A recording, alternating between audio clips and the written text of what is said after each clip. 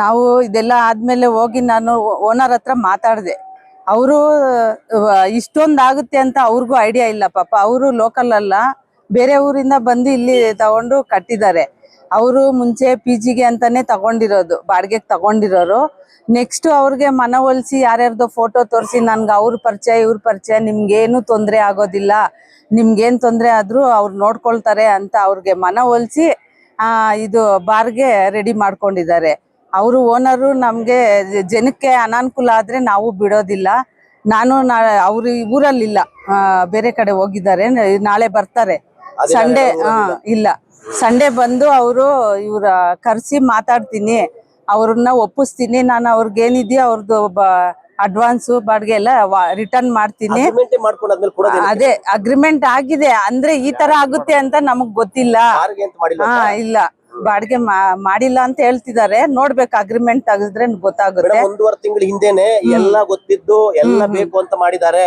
ಈಗ ಏನೋ ಶಾಸಕರು ಅಂತ ಮಾಡಿದ್ದಾರೆ ಅಂತ ಒಂದು ಆರೋಪ. ಇನ್ನೊಂದು ಆರೋಪ ಏನು, ಕಾಂಗ್ರೆಸ್ ನಾಯಕರುಗಳೇ ಮುಖಂಡರುಗಳೇ ಈಗ ಇವರು ಇರ್ತಕ್ಕಂಥವ್ರು ಮಾಲೀಕರು ಕಾಂಗ್ರೆಸ್ ಪರ ಅನ್ನೋ ಮಾತು ಇದೆ. ಇಲ್ಲ ಇಲ್ಲ ಇಲ್ಲ, ಅದಿಲ್ಲ. ಅವರು ಇಲ್ಲಿಲ್ಲೇ ಸ್ಥಳೀಕರೇ ಅಲ್ಲ, ಇಲ್ಲಿ ಓನರ್ ಬಂದು ಧರ್ಮವರಂನಲ್ಲಿ ಇರೋದು, ಅವ್ರ ಅಣ್ಣ ಇಲ್ಲಿರೋದು. ಅವ್ರಿಗೂ ಇದಕ್ಕೂ ಸಂಬಂಧನೇ ಇಲ್ಲ. ಅದರಿಂದ ಅವ್ರಿಗೆ ಏನೋ ಆಮರ್ಸಿ ಇವ್ರು ಬಾಡಿಗೆಗೆ ತಗೊಂಡಿರೋರು ಫೋಟೋಗಳು ಎಲ್ಲ ತೋರಿಸಿ ನಮ್ಗೆಲ್ಲ ಇದಾರೆ, ಅವರೆಲ್ಲ ಎಲ್ಲದಕ್ಕೂ ಸಪೋರ್ಟ್ ಮಾಡ್ತಾರೆ, ನಿಮ್ ಬಿಲ್ಡಿಂಗ್ ಏನು ತೊಂದರೆ ಆಗೋದಿಲ್ಲ ಅಂತೇಳಿ ಅವ್ರ ಮನವೊಲಿಸಿ ಅವ್ರು ಅಗ್ರಿಮೆಂಟ್ ಮಾಡ್ಕೊಂಡಿದ್ದಾರೆ.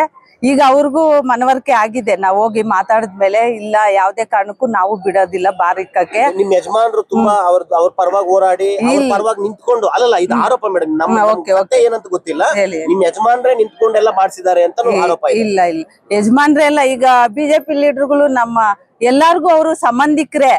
ನಮ್ಮ AS ರಾಜಾ ಅವ್ರು ಇರ್ಬೋದು, ಇವರು ಈಶ್ವರಪ್ಪ ಅವ್ರು ಇರೋದು ಎಲ್ಲಾರ್ಗು ಸಂಬಂಧಿಕರೇ ಇವು ಬಿಲ್ಡಿಂಗ್ ಓನರ್.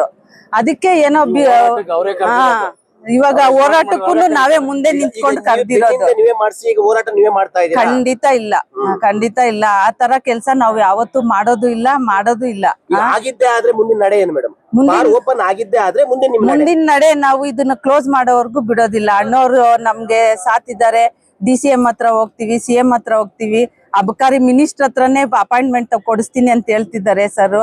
ಸಾಯಂಕಾಲನೇ ಇಲ್ದಿರೆ ನಾಳೆನೆ ಹೋಗಿ ನಾವು ಮಾತಾಡಿ ಏನ್ ಬೇಕೋ ಅದು ವ್ಯವಸ್ಥೆ ಮಾಡಿ, ಇಲ್ಲಿ ಬೇಡ ನೀವ್ ಎಲ್ಲಾದ್ರೂ ಇಟ್ಕೊಳ್ಳಿ, ನಮಗ್ ತೊಂದ್ರೆ ಇಲ್ಲ, ನಮ್ಮ ಊರಲ್ಲಿ ಮಾತ್ರ ಬೇಡ ಅಂತೇಳಿ ನಾವು ಇದನ್ನ ಕ್ಯಾನ್ಸಲ್ ಮಾಡೇ ಮಾಡಿಸ್ತೀವಿ.